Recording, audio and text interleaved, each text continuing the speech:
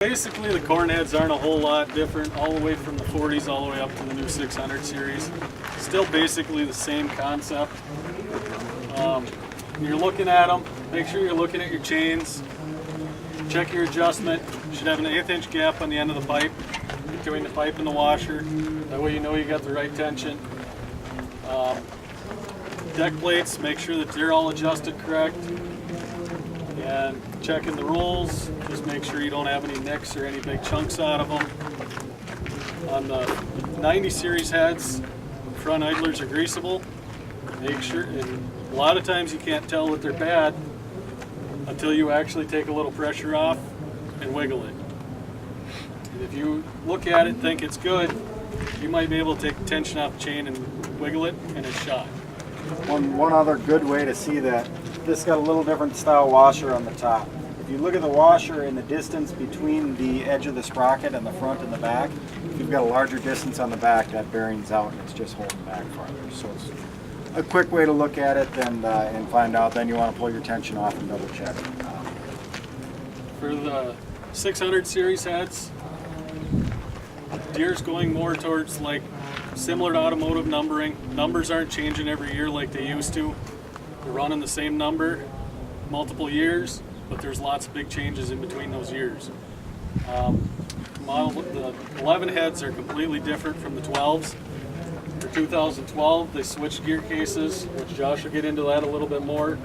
But older corn heads, just like the 90 series and 40 series, we're going to pack that, pull your plug out, grease it from the bottom, make sure that you got grease in there. The new 2012 and newer heads, now they switched to an 80-90 gear loop. Those you just check with the dipstick right on top, a little bit easier to maintain.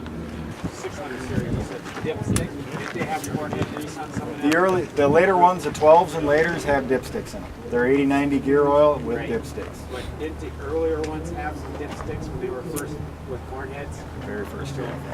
So you gotta watch out on that, because if you open up a dipstick on, help me out on the years, Josh, but I'm almost positive they had dipsticks with corn heads. Might have been an 09.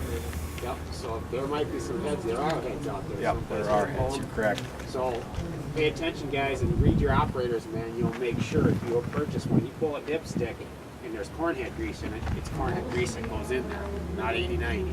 Okay, so just heads up on that. Yep. One thing that our Deere rep wanted us to go over with, just to clear up some issues. Right now they are having a pretty big product recall on their 2012 and early 2013 heads. They had some pretty serious issues with breaking the upper shafts on their gear cases. They had material buildup problems in there.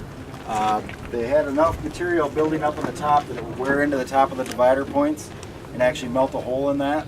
They get enough material building up underneath of them that they'd put side pressure on that shaft and break it off, or they'd get material that would actually get up into the shaft and wear into the seal, taking the seal out and putting material down into the bushing.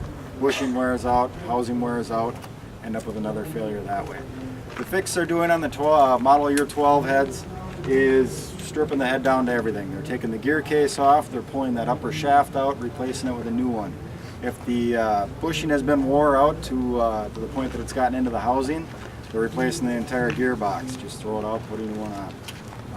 They're doing it also on the 13 heads. They're also changing the bushings on the top, but they're changing the seals also to make sure that the material can't get in there as easy. And this one's already been done. It's got a hex type sprocket on the top that the material will not collect on. It'll actually get pinched off by the chain and it'll cut it off so it can't stay building up on there. So should be fixing all the problems there. The other issues they had this last year were some back sheet cracking issues back on the corners where the head's driving. There's extra supports that they're bolting on most heads. 6-row heads are actually welding on some more brackets. So should have all the problems fixed. If you do have a 12 head or a 13 that you had delivered already, we will be in contact with you to get these back in and get them fixed. We're not going to let them out in the field to where we're going to have failures. We're not going to set you up for a disaster. So. What's the rule of thumb for setting the deck length? As far as width, as close as you can get away with. So what if you're too close? What happens? Too close, your stocks aren't going to get in.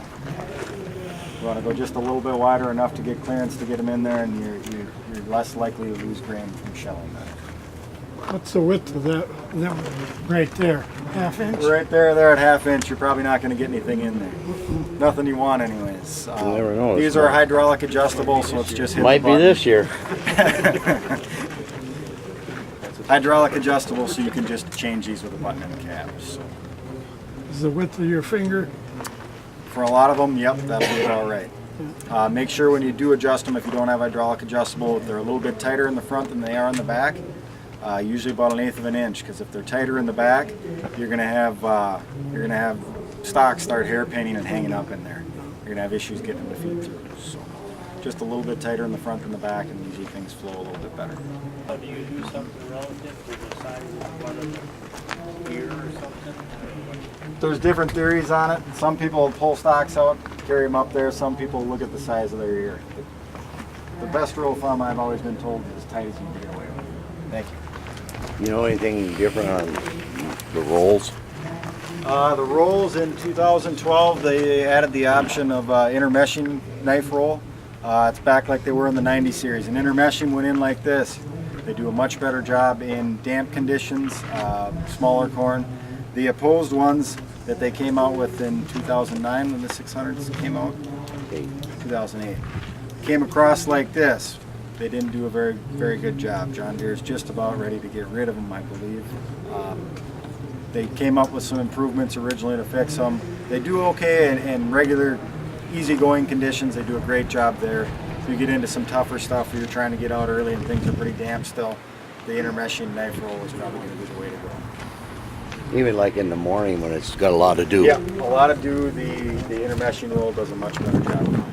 They end up hairpinning. They don't pull through. Right, They come they'll up and they hairpin, don't. they'll stick right in the back. There is some possibilities of that. Yeah, you can run your head slower with a knife roll, but they can get more aggressive, especially when it is damp in the morning when it's tough to get that ear to pop off also. So there is some good and bad between the two of them. So.